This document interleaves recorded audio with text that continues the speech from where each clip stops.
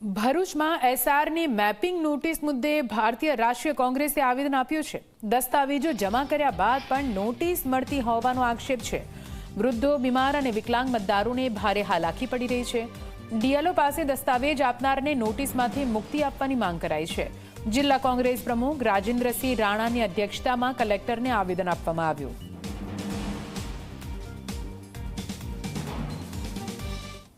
ભરૂચ શહેર અને જિલ્લામાં ખાસ કરીને શહેરમાં સૌથી વધારે નોટિસો આપેલી છે, જિલ્લામાં બી નોટિસો છે।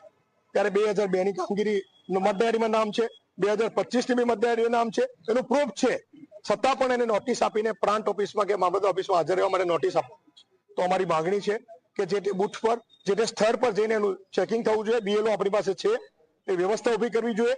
અને એવા અનેક પ્રશ્નો શહેર અને જિલ્લામાં ઉભા થયેલા છે, એવા બધા પ્રશ્નો સાથે અમે કલેક્ટરશ્રીને આજે જિલ્લા શહેરના આગેવાનો ભેગા મળી અને રજૂઆત કરવા માટે આવેલી છે।